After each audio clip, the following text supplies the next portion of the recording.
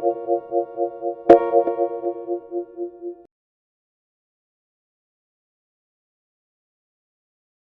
name is Chris Lovett.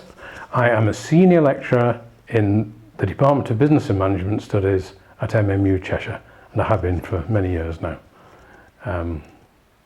So I've got a teaching role, I've got a personal tutor role, I've got course administration roles, I've got lots of different hats. I'm also widening participation champion for MMU Cheshire.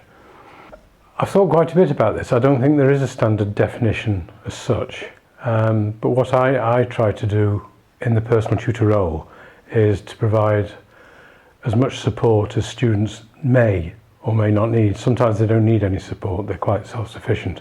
But what I like to do is identify those who do need some support and then provide that support. What I do is I look at them and think, if I was in their position, I'd be in a state over various things. You know, they've not handed some work in, it's their first time away from home, and so I don't speak to them as if I'm the experienced tutor.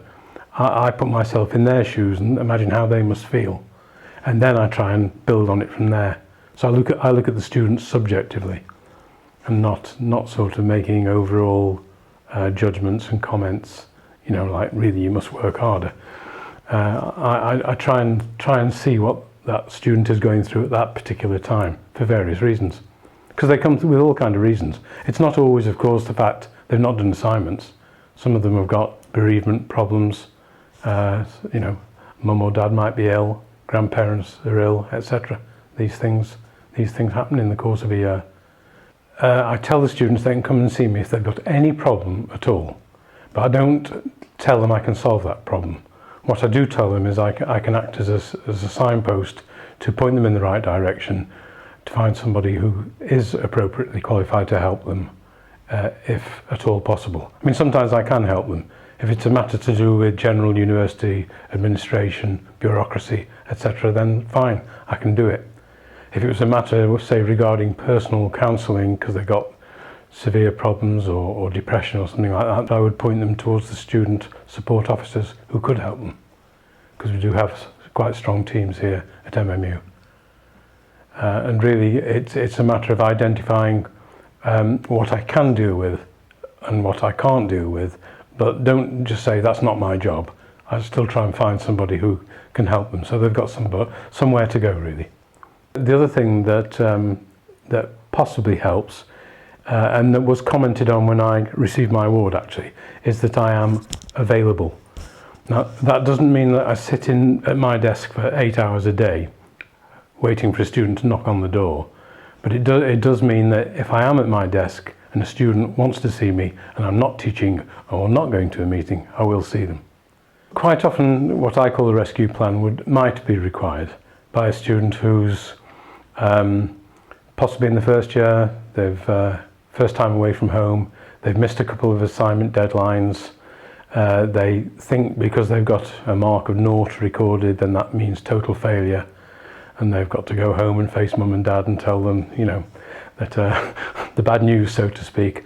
And what I will do with a student like that is I will get them down and literally find out what units they are studying, find out how many assignments, exams there are in each unit, and then work out for them in advance what they can still achieve if they do the rest of the work.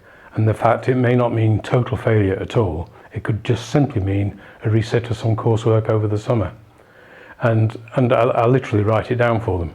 It's like a doctor's prescription, and fold it up and give it to them.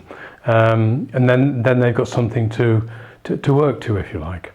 And that always seems to go down well, because they seem to be happy in some way that there is hope, there is a plan, and that if they perform their part of the bargain, it will work. I don't give them false hope. I tell them it's their responsibility. They've got to do the work, but it is redeemable.